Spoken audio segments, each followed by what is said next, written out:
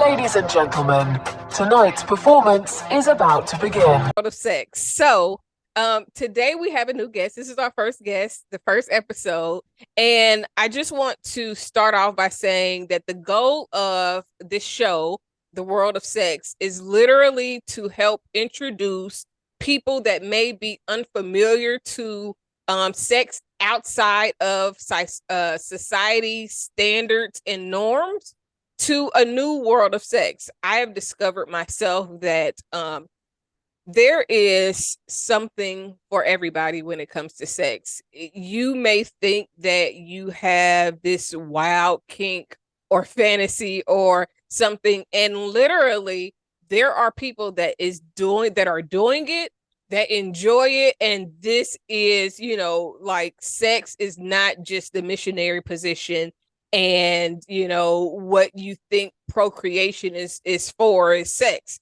So today we have our first guest. Please introduce yourself and tell us a little bit about you.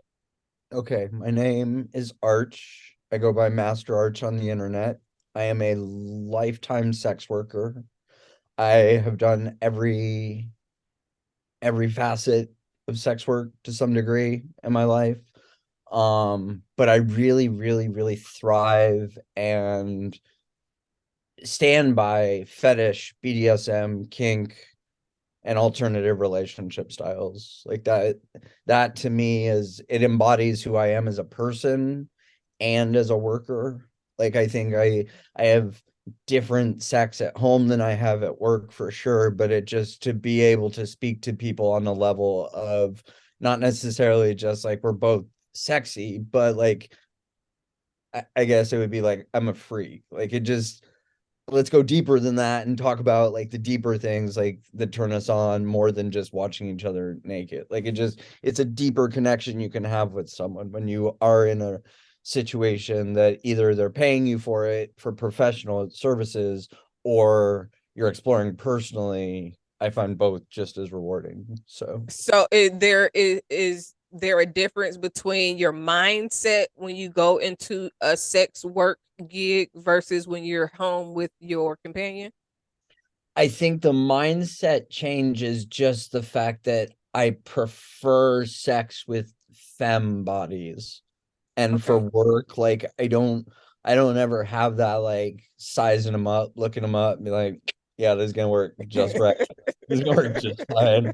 Like, I think with men, it's just like as long as you have the bankroll and as long as you can afford what I can fucking dish out and stay on the level of where I can dish out, even if you can't take it, like, you're paying me for it. So you got the whole Right. out. So might as well make the most of it. But I think I expect more selfless nature from men than I do women. And I think that I don't take it easier on women by any means, but I think that the men are a harder nut to crack sometimes because men don't really get in touch with their emotions. And a Nut to lot of, crack. yeah, like, yeah, totally. Like, because what I do, a lot of it is emotional with Okay. men. It's like, let's go around the feelings around this. Let's do the way some guys come into a dungeon with like a flogger, a whip, a crop.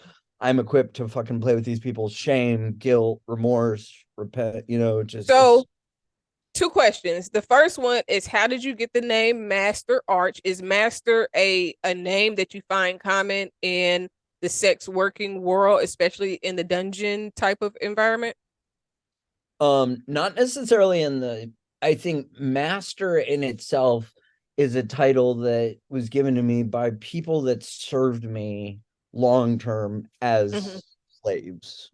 And it Right. just, whatever expression of power exchange you're doing, be it dom sub, master Hmm. slave, whatever flavor you take, whatever dialect you speak of kink and Now, BDSM. just we're going But to it's give an a quick earned title. I just disclaimer. want to say it's an Yeah, earned title. okay.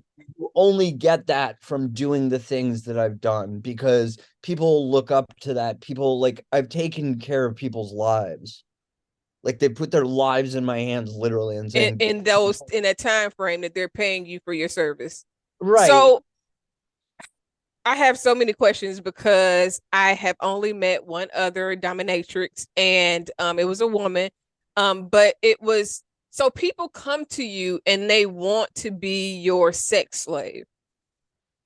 What type of No, people come to me because they want to explore fetish. They want to explore kink. Like, again, it's not a motivation to me to use a man sexually. Mhm. I will see how far a man will walk to the ends of the earth to please me in ways other than sucking my dick and fucking, offering himself up for me. That's the fun of it for me. It's like, okay, I'm going to be this entity, this unobtainable thing, and you are going to do whatever I say to even get close to my socks. Like, And that's where they're coming to you yeah. specifically for that. So Yes. what is an encounter like as a dominatrix? How does that process from beginning to end in one sex working gig? Like, do you do all things? Do you just do fetishes? Like, what is that? Like, a person contacts you and they say what? Okay. So let's look at it this way first. Sex is a language, Mhm. kink is a dialectal language into Narrative itself. of that language, Yeah. yeah. Yeah. So it's like a different dialect, a different tone, a different everything. So when someone comes to me, they're interested in giving up control. They're interested in power exchange. They're interested in exploring their inner emotional masochist, or they're putting themselves in a situation that they need to feel something so bad, vulnerable, scared, whatever it is that they want to face within the four corners of a dungeon or a hotel room or wherever we're going to do this. So, okay, let's back up one space. How do you become a dominatrix? Like what You do is this there somewhere that I go and sign up? Because I have thought about wanting to do this myself but and I'm trying to figure out how do I get into business? you have to get involved in a BDSM community Mm-hmm. and find people that want to play for free to hone your skills on before you start charging people for what you know and what you do. Okay. Again, this is an earned title. Mm-hmm. Master comes with years and years of mastery. So how long have you been a dominatrix? And then we can finish with the rest of how the process Okay. happens. I have been involved in fetish to one degree or another for probably the last 20 plus years. Really? I'm a lifetime sex worker. So yeah, it Okay. just yeah, yeah. And you do this for your own pleasure? I Like, do this with men for financial gain and the therapeutic nature of what I do. I do it with women for the therapeutic nature of what I do, and it gets my dick hard. okay. It's So just okay, so they call you, they have this ideal in mind of what they want to do, and then you set up the time, they set up the time, or you no, set up the no, the time. most important part of any type of BDSM scene is the negotiation. So Mm-hmm. at that point, we talk about what they're looking for, what their limits are, what they see happening in their head when they're horny, what they see happening in their head when they're not horny. You have to make sure everything is crystal Everything. clear and covered and taken care of, and ask questions that makes them uncomfortable and make them think. Like, it's usually a week or two out before I actually meet the person on first contact, because we are talking so much and there's so much questioning and can I get away with this, and finding loopholes that I'm just kind of noting in my head that they're not making note of, and be like, oh, okay, well, you didn't say that we couldn't do that. So, Right, right, and I right, usually work better with a list of what I can't do to you than what I can do to you. So it's right. just like, tell me what it is, no, and then that's good. Because then I have a clear picture of all your triggers, all your no's, all your everythings, and then we can work from that point, you know? And so you do that, you meet, you have sex, you're sucking dick, No, you're whipping but them. it's not okay. Again, with the I'm here for men. understanding Yes, because yes. So it's so interesting. the men that come into my life, like, I don't have sex with them. There is no exchange whatsoever with men. I fuck their heads, I fuck their wallets, and I fuck their lives. Mm, Like, you want to see your credit score jump? Let's do that. That's the right. shit that I fucking want to see. That's the lasting impact I want to leave on a male that I see, is the collateral damage of just being so emotionally masochistic that, again, they will do anything to get close to me, and I'm so not interested in them in that way. Man, you could teach so many women the ability to just kind of sexually disconnect, because women have a tendency to be so overly emotionally involved with Yeah. men that are totally emotionally unavailable. I know. So with women, it's a yeah, curse because I'm also hyper fixated. So I pay super close attention to my partners and like all their idiosyncrasies, and just no woman likes that much attention paid to them. It's crazy. right. It's so weird. They're all like, pay attention to me. I'm like, I am implicitly. I know you so well. And these women are just like, stop paying attention to me so much. Cause it's just like, you know everything about me. You know every little secret I have. And it's like, yeah, because that's intimacy to me. So That level. a part of your intimacy language is being very meticulous about your partner. And I'm sure, like, as a person, I enjoy sex. Like, I love sex. I've never done any type of sex work or anything, but I would definitely be into helping someone else reach their climax. Right. But I've been celibate for a very long time. What would you say to a person like myself? I've been celibate for 7 years. No real religious reason, just kind of, I think my pussy was too powerful. People was trying to attack me whenever I wanted to take it away. Plus, And have I you can been be, on Tinder recently? I mean, really, listen, like, I'm scared to go on Tinder because I don't know. I don't like meeting people specifically online and exclusively online, because you really don't know what you're getting. You're meeting them through a facade of sorts. So it's a little bit intimidating for me. But what would you say to a person that has been either celibate like myself, and or used to a religious mindset of what sex should be like? two things. Come to daddy and hail Satan. Like,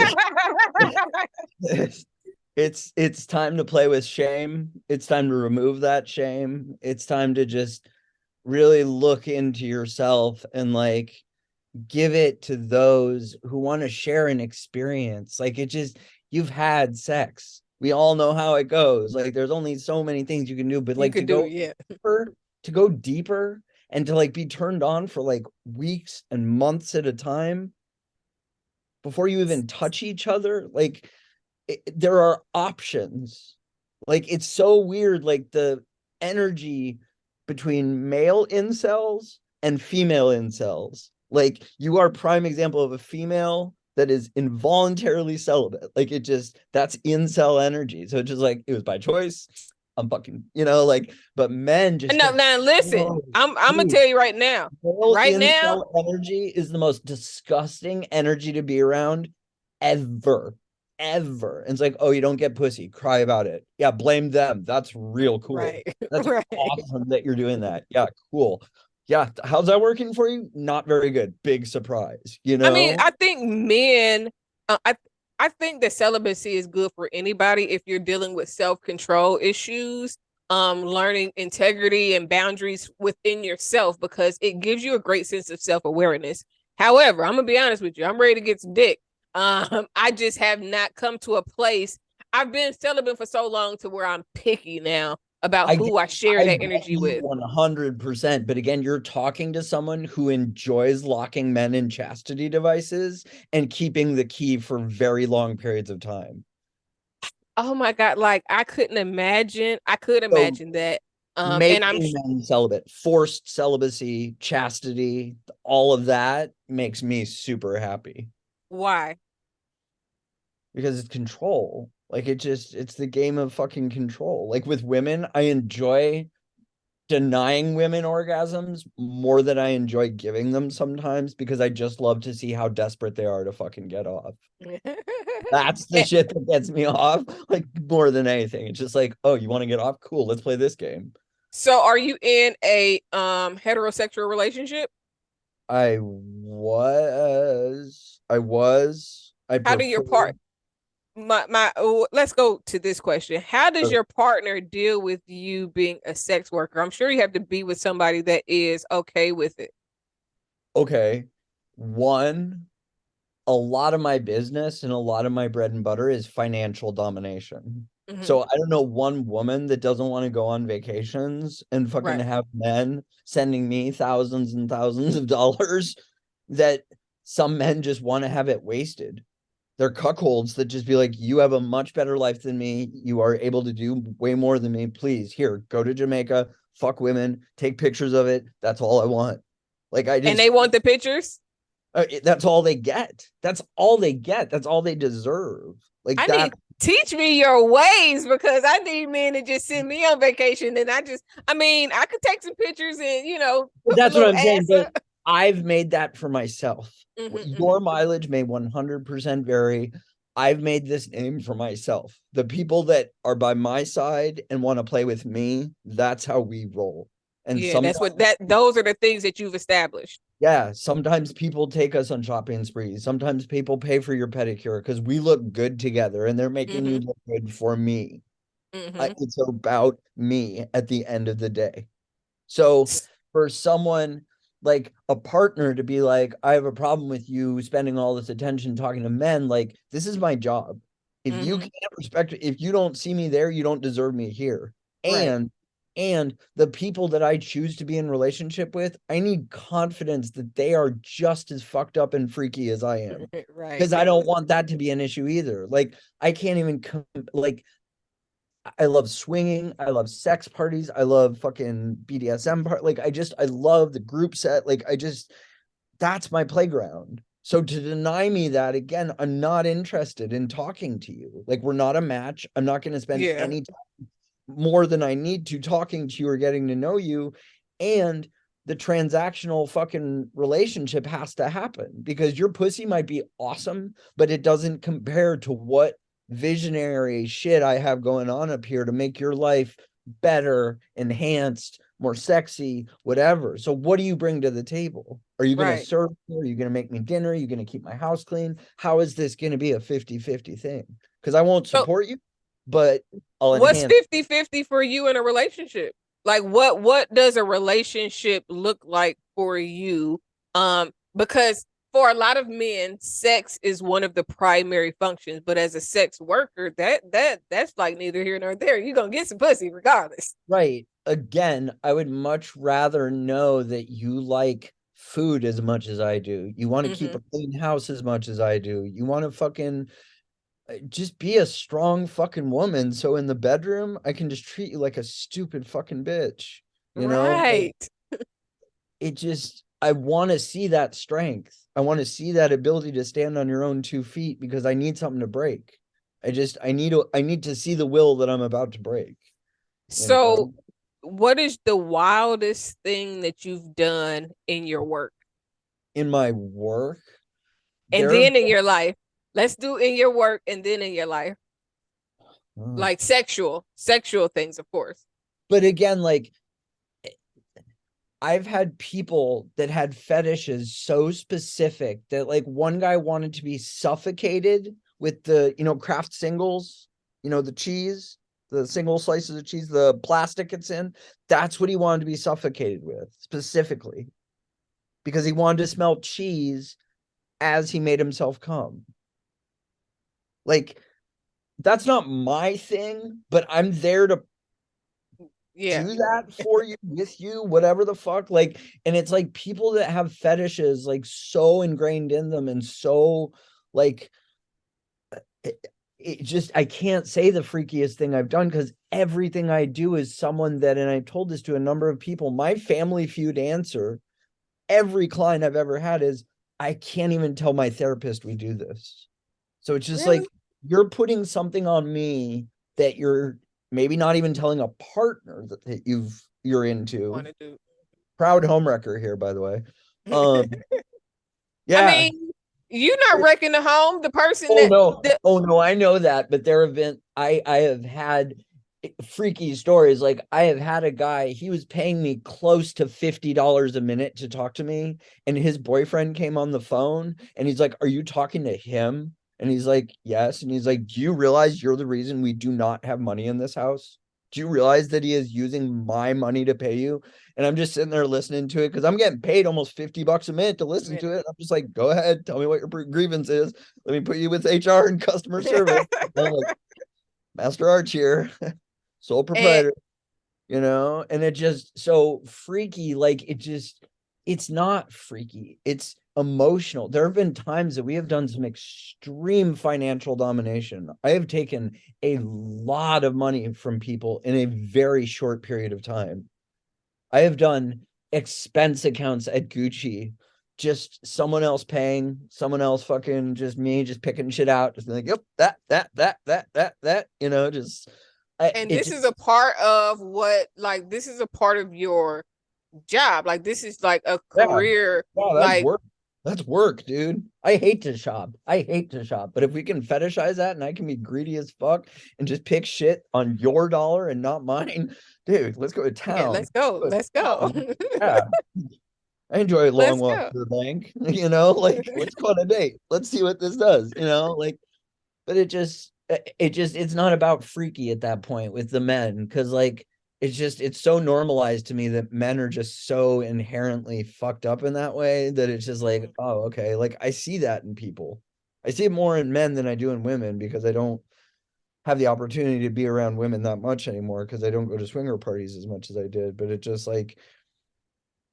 in that way, I see them, but it's just like being able to really talk to people and have that talk with people. Like when I was in Jamaica, when I go to Jamaica to the resort down there, I usually have that talk with everyone there. So it's just. So what is your personal fantasies? Like, what are your personal what satisfies you sexually as an individual outside of work? Breaking down strong women. Having women that can present themselves as strong and capable to the rest of the world and just using our bedroom as a place to just take them down fucking several notches. And what does that look like? Describe what you mean when you say that. Humiliation, degradation, cucking. There's so many. I don't know how to explain it like vanilla-ly. I want the vanilla version, but I want to know it's about appealing to your feelings. It's about your feelings. It's about hurting your feelings. You can have those and you can go about your day being a strong, independent woman. But again, to hurt your feelings in the bedroom and give you kind of a complex and just kind of, be mean. I think that daddies are just way they're old and they're wise and they're you little girl, blah, blah, blah. No, dude, I'm a big brother. I am so gonna tease you into a complex and it's just I'm so much more of that energy.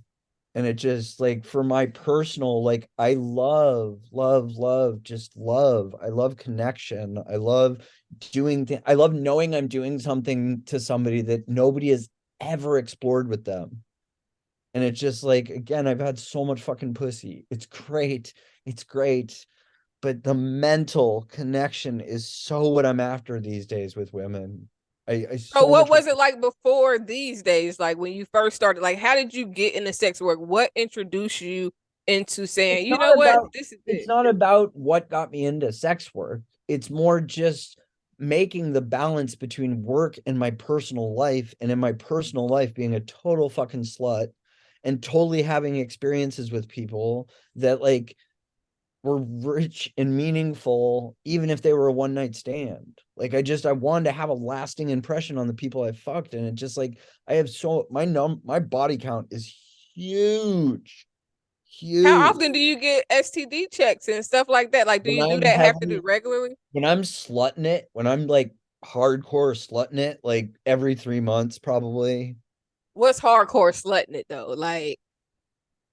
Oh, what is hardcore slutting it? Because I think 2 or 3 people in a week or 2 or 3 people in a day is a lot, but what is your hardcore? So there was a party that I started in Jamaica. It was an orgy. And I remember the Germans that night were laughing at me and they're like, "You're like a hummingbird. Your penis was in everything." It was probably I probably fucked How you keep your dick hard for so long to have that many sexual experiences at in a Blessing and a curse, blessing and a curse. I'm always down to fucking try any like gas station boner pills that the swinger guys have and be like, yo, show me. I'm so down. Let's fucking Look, do this. I'm not a swinger, but when I first got divorced, I definitely went and picked me up one of those little pills and was like, look, I think my pussy is broke because it just wasn't working. I mean, just for shits and giggles and just what's it gonna do? Make me fucking harder? Cool. Okay. But no, I think that day I probably had my dick in about 15, 20 people. Do all pussy feel the same? No, but to me, again, like it's so much more about the mental. Like that's what's gonna make me come. I don't care how everything just But it's no, but does all pussy feel the same? Does it have the same? I know grip is probably different. Like some people don't know how to work their muscles, but what does vagina feel like? How size wise with your fingers? How big are you? You like yeah.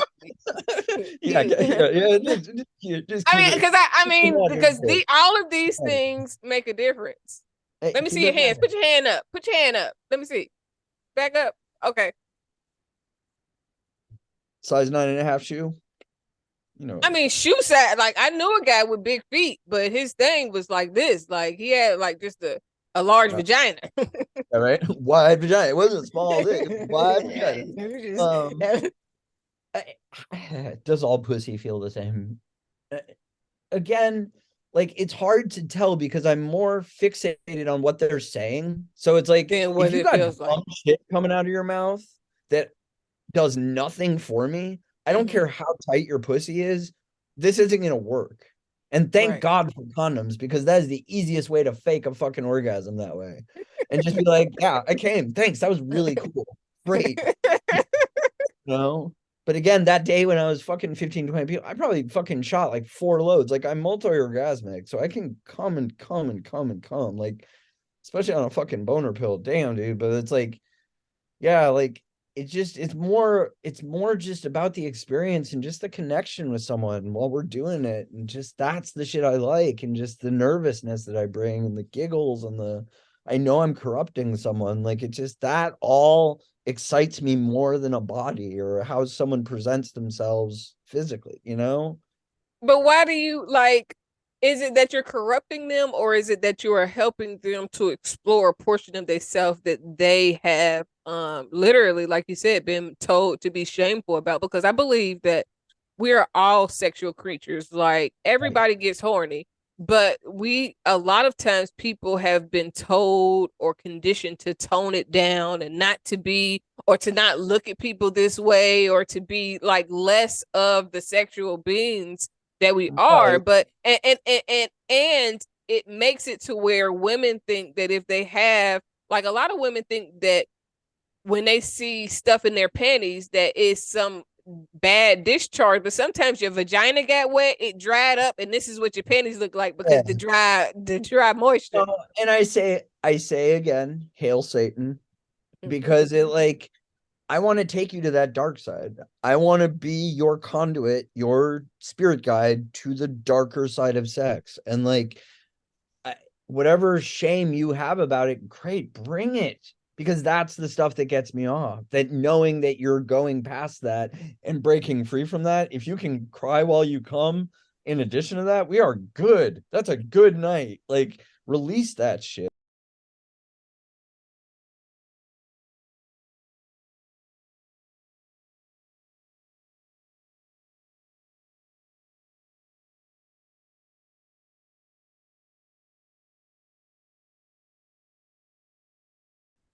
Having the feelings of shame because of religious persecution or whatever religious belief, like let's play with that. Let me be the devil on your shoulder, being like, let's do something crazy tonight. Let's. So I hear you say hail Satan a few times. Are you when it comes to religion, what religious narrative do you take? I'm a spiritual person that carries religious trauma, so I I align with Satan because it mocks Christianity and puts it right in its face about the fallacies that exist within the church. And it's about freeing yourself of the shame of that. It's about being a good person, a good human being, and whatever you do within that body and that journey of life, like, don't do no wrong. Don't harm anybody. Don't fucking, same principles apply across the board. The Christians are just super scared of Satan because it's like, oh my God, because of the satanic panic, because of the fucking, 60s and 70s, and just be who you want to be whatever you want to be, just be a good human being. That's what I say about people that have identity issues. Like, be a he, him, be a they, them, be a zim, zer, be whatever you want. But Whatever it is. at the end of the day, just be a good human being, And it just, yeah, man, I really, really like Satan. It's just, again, it's not I don't worship the devil. I embody the devil. I embody that side that you're so afraid of. And I'm just over here being like, come on, man. So for you, it's like playing with your demons. And instead of trying to be against that, it's more embracing the fullness of all of you, because it's not playing, it is setting the table, sitting down to dinner, wooing them, courting them, and then taking them to the fucking bedroom and exposing them for everything they are. And it is an emotional, crazy journey. It really is. This is not the sex that most people have. Like, it is so raw and so real and so like it's great. I love doing that with people. So do you watch porn like as a sex worker? I mean, porn has to be like lame as shit. Like, yeah, they don't make the porn that I like. Like, even when, because I prefer Twitter porn. Like, Twitter is not like any other porn site because it's normally amateurs. And you can put a caption on a perfectly normal porn video, and the power of suggestion will lead you to believe what you're going to see is what you just read. Right. That's why Tumblr was so successful. That's why any of these sites are successful, because you can have a fucking video that is the most normal amateur fucking whatever and be like, this is brother and sister fucking, and it's like, oh fuck right. Yeah, I want to do that. Like, and you're messing. It's a mental thing. So it just, again, like, if you're that into getting mentally stimulated, come see your boy, because like, fucking A, dude, like, those feelings you get around watching it, those feelings you like, it just, they don't make stuff like that. It puts a lump in your stomach that you're just like, okay, that was a little iffy. And it's due to censorship laws, though. This is okay. So this is the thing, because you say that you're not sexually involved with the men. So how wild is it with men? If it's just like I watch. Let me tell you, I watch. I think I watch lesbian porn probably the most because I'm celibate. So if I see too much dick, I'm definitely going to go out and start sizing people up. That's just I know I am, but I also know that I'm not going out and I'm not hey babying a woman to try to rub on her vagina. That's just not my personality to go and approach anyone like that. So, but I watch gay porn. I actually kind of like seeing trans women, like big tits and dicks is like, wow, like whoa, like, oh my God, like, where did you come from? But porn itself is really, it depends on the person, because I know a lot of prudes. I was in the military for a while, got out the military, joined church because it gave me the same type of structure. But then when I really started seeing the business of what church was, it was like, hey, girl, you don't need a church. You just need a dom. Come on now. Come on, Come on down. You need structure in your life. Like, get a dominant. Get a good dominant. Well, in growing up, like, I'm 40 now, but that was at 17, I went to the army. At 21, I was going to church.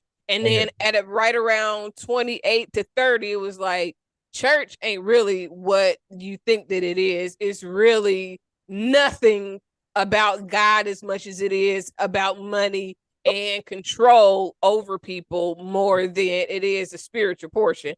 So now, but after that, I got divorced and I had sex with somebody that I was familiar with. But now I'm more on the mental side. Then it was like sex was fulfilling for me. Like it felt some type of a void. But now I need to be stimulated more mentally to even be turned on sexually. And I would tell anybody that if mentally you turn me off, if I lose respect for you or anything like that, my vagina is like, what are you doing? Like, why are you even here? Women, Like, this is not even your guy. women hate it when I say the moment you open your mouth. Like you had me and then you opened your fucking mouth. And these girls are just like, how dare you say that? It's like, no, like I don't know what else to say. Like you're cute, you present yourself well, but the stuff that's coming out of your mouth just does not do anything for me. Even if it's not cool. So what do you like when you're approached by somebody? Does it matter if you're sexually attracted to them? In order to have in the sexual portion? So with femme bodies, with female presenting bodies, I can see beauty in just about everybody. Even again, because we're going to deeper places. Like it's not about like what I like. Again, I like strong, independent women. So women that present themselves as very strong and capable and on their own, able to do it. So when you say that, do you have a race preference? Because normally black women are more No, I'm a strong slut. or No, dominant. remember, I'm a slut. So anybody, anybody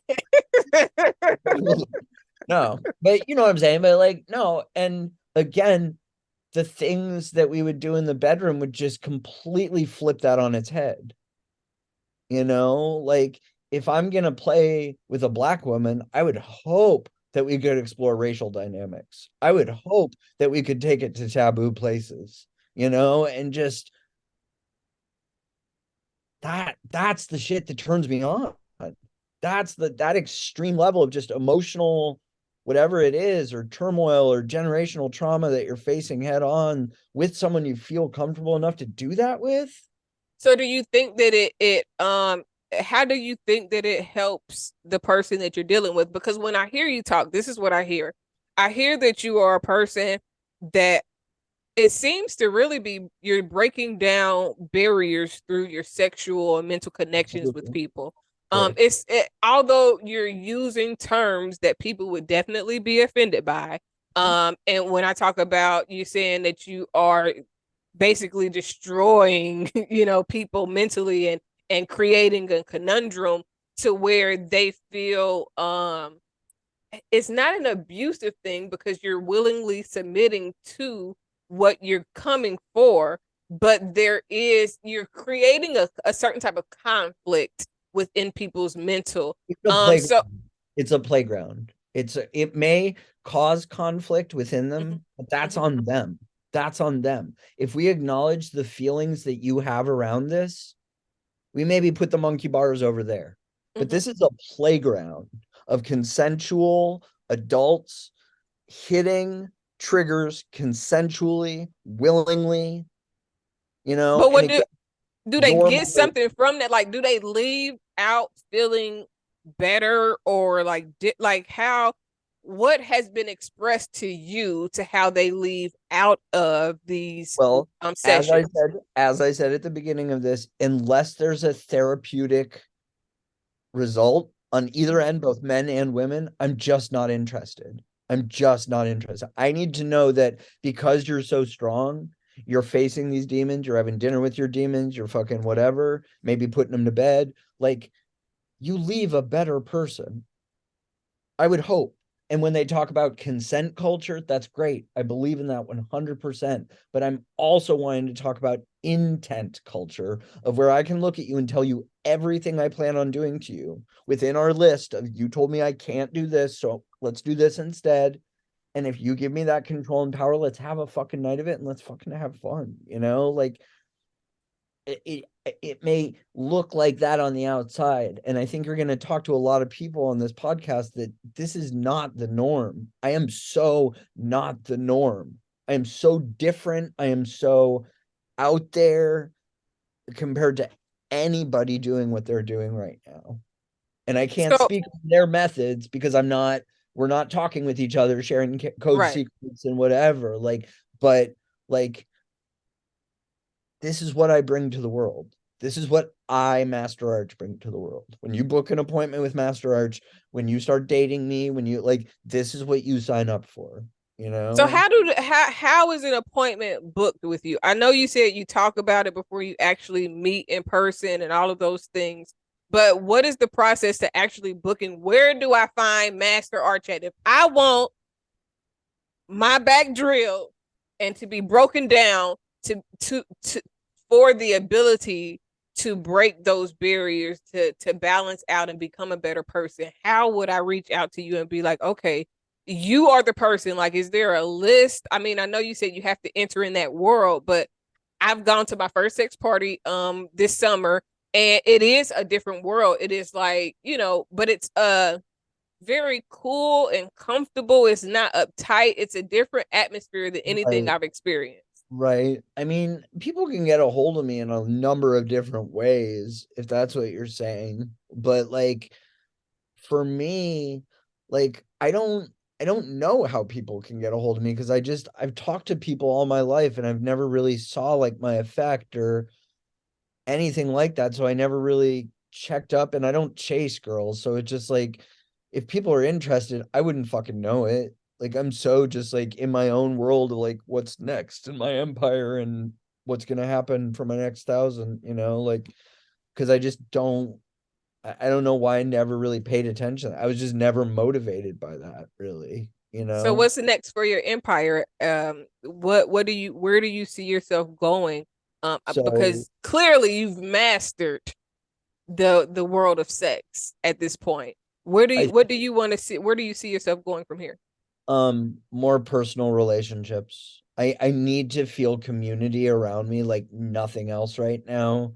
And I just be that mental health professionals that are sex positive, fucking sluts, fellow sluts, potential play partners, potential client. Just I need to feel that community right now so much. I'm very, very lonely. I feel very isolated, and I'm doing more podcasting because I just want to put the message out there that where is my community? Where are the people? Where are my fellow sluts? Where are my fellow just next people that are just as directed as I am? Because I can't hang around with people that are too depressing or too stuck in the for me shit, because it just, dude, I got shit to do.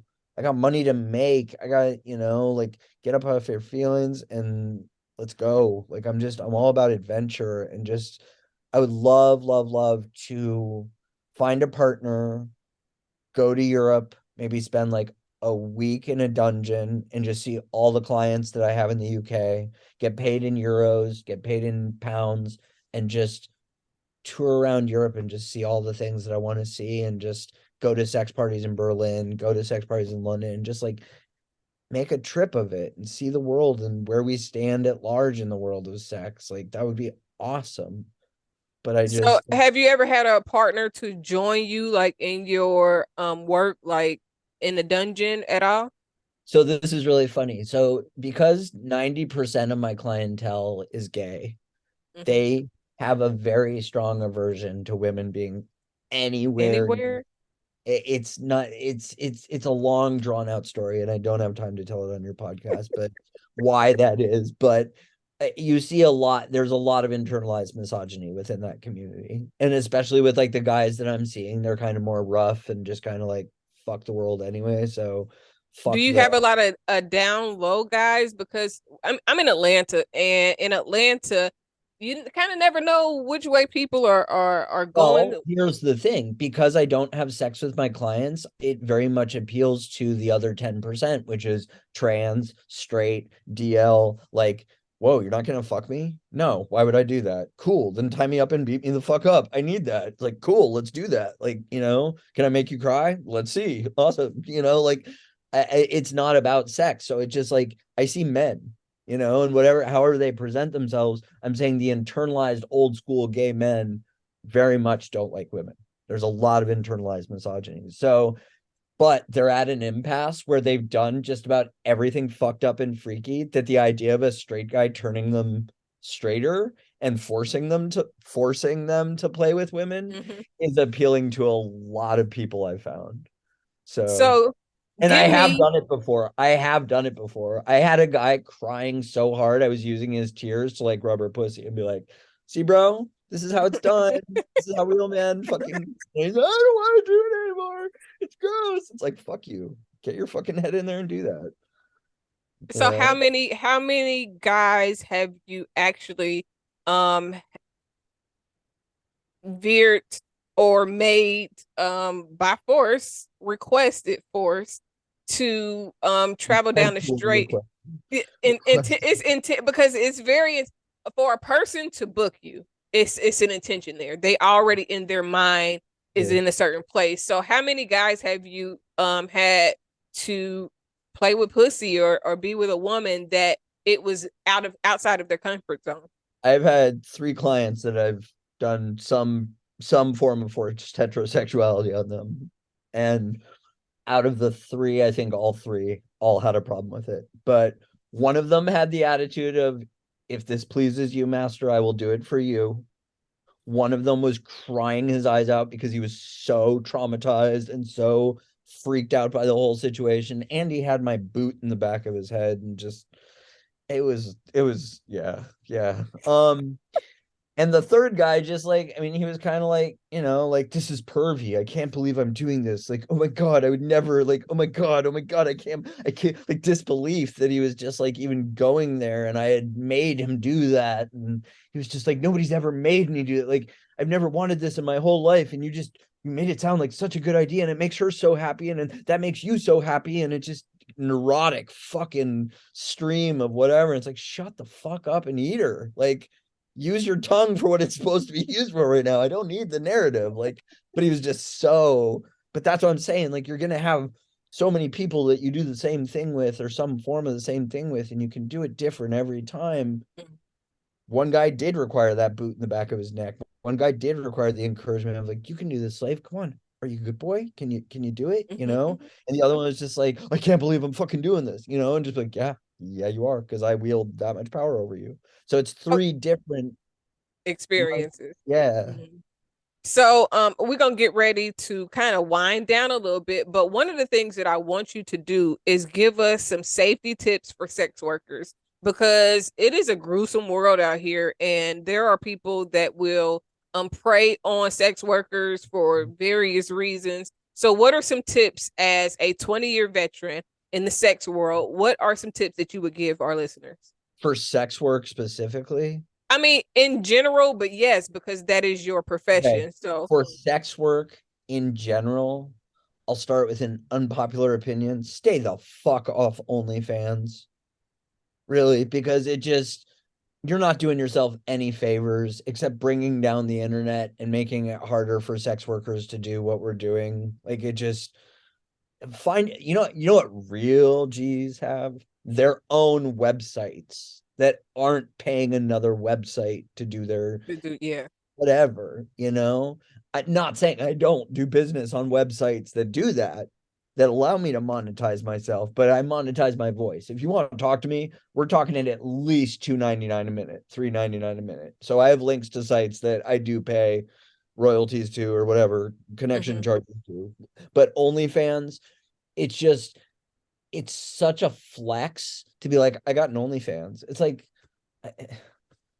great. What do you want, a medal? Like, I don't give a fuck. Like, and again, what type of personality you are speaks volumes. So just, who cares if you have an OnlyFans? You're still a shitty human being. And it just, don't fucking think for 1 second that you can go to your local sex worker and that they will tell you how this is done and not expect to compensate them in one way, shape, or form. We are transactional people. We are no bullshit people. And we have people constantly telling us, how do I do what you do? How do I do what you do? It's like, do I come to your fucking job? Be like, how can I take you over? Like, how can I But wait, because I don't want to take your job, but I just think that there may be somebody that has a fetish for me. Like, and if I can help somebody, especially because I do life coaching and all of those things, I But think again, it takes money to make money. And if right. you're looking to expand your business, then you go to a seminar, you pay for the fucking seminar, you Mhm. pay for the fucking event, and you do it. Mhm. And some of these seminars for life coaching are thousands of dollars. It Some of the is. specialized stuff, you throw some crystals in that and some Reiki and some fucking any of that, and you're big money, big money. So the experience I have, I know my worth. I know what I've been paid by the hour, by the minute, by the second. So when I tell someone, fuck you, pay me because your pussy might be nice, but like I need more than that Mhm. because you're going to go out there and be the sexy person inspired by me and revved up by me and turned on by me and pushed out by me.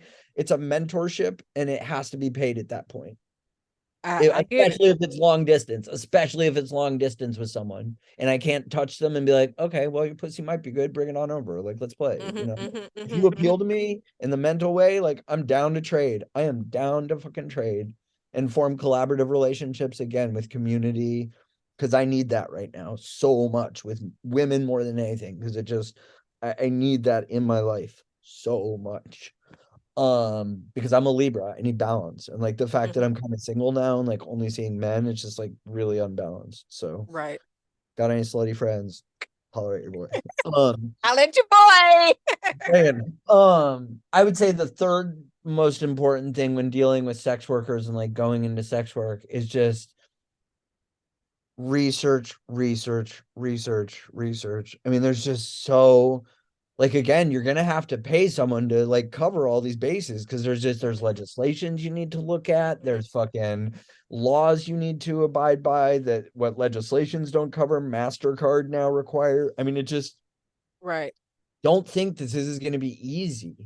Don't like I have made a name for myself because I started this stuff. I presented the name on financial domination in Yahoo groups and AOL chat rooms. Like they didn't know what cash slaves were back then. We just Mhm. went in and hoped for the best, and like Right. it's evolved just that little niche of financial domination is so blown up right now and everybody thinks they can get on TikTok, flip off the camera and be like give me money. Mhm. And that may have worked 15, 20 years ago, but it just doesn't now. You have to get inside people's heads. And that's what's going to separate the real from the fake.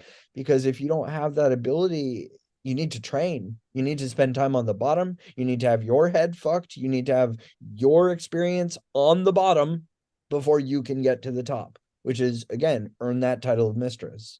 Mhm. Earn that title of whatever you want to be, doing the things so you can master that, So what for those, give me some tips for those that are seeking to um book with a sex worker. And then after that, I want to know about that cover that you sent me because that was so hot. I was like, "Oh my fucking God, that cover was dope." Um, I can't speak for everybody on how to book a sex worker. Like that would be its own episode I probably mean, of not just how to book, but how what are some safety things, safety measures that people should use when as a seeking out John, sex workers? as a John, I have Yes. no idea. Horny men are the stupidest men on earth. So to give them tips on how to be less thirsty and less like again, that would be a whole class into itself. Like it just okay, put your dick down, put your dick down. That's first. That's the main thing. Yeah, put your dick down. She doesn't want to see it. That's And one, speak two, with and money. three. Yeah, speak with money. Speak with money. Like again, like we enjoy long walks to the bank. Show us your Right. credit. Show us your fucking credit before you show us your fucking clit. Like it just I just don't think you have anything to offer this person that they haven't encountered in the world. Like, Before. yeah, like leave your ego at the door. You're at the end of the day, you're having to pay for it. And I'm not putting judgment around that, but like, Mhm. what's your intent with that? Are you just trying to Mhm. flex and be like this sugar daddy, like show up and Right. fucking make their life better? Or are you just trying to like connect with someone? Just be honest with what your intent is with them, be clear. I think that as sex workers, because we develop such an inane sense of disgust for men, because we see men all the time. Like, I identify so much with women because it's like, yeah, I get more dick pics than any other straight guy I know through my Really? work. Like, I get dick pics all the fucking time. It's like, master, I present my bits to you. How do they look? Like, I don't fucking care. Like, it's not of interest to me at all. Again, show me your credit score. I'm way more interested. Yeah. And I get that it's invasive. I get that it's fucking disgusting. I get that it's all sorts of things, but so help me God, you guys just get the dick pic. I get the spread asshole picture when I don't pay Oh my attention to God. the dick pic. So, hey, straight boy, heard you like pussy. There you go. Like, it just, fuck, man, just stop. Like, you're not gaining my favor or attention in any way, By shape, doing it. or form. Yeah. So just No, like, because women feel like that too. I don't know why guys involuntarily, especially randomly, send dick pics, but I had no. someone recently do it, and he just wanted to kind of show what he was working with. I guess I don't know. It And wasn't again, really show me your Cash App balance. Show me right. something that I can work with. Like, fuck you, pay me. Like, it just Pay doesn't. me. Yeah, it just doesn't work that way, And it's like, you obviously have me confused with someone that thinks that that's A cool. lot, yeah. Whatever. No, I'm not.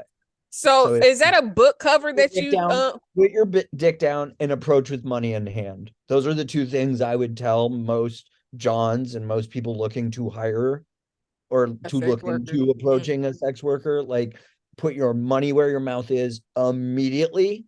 Immediately.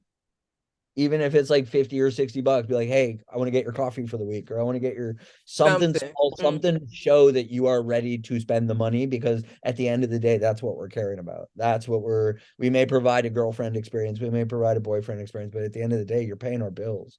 And they Right. may not tell you that up front, but as a financial fetishist and as someone that loves doing all this, I have to be clear and be like, at the end of the day, I'm getting paid, and it's Right. about my life. Like, I live on other people's money. Like, that's so So is that that cover. a That book cover. cover?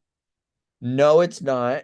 It's It from should be, because that should look like it's for a movie or something. And I was like, damn, what movie he about to be on?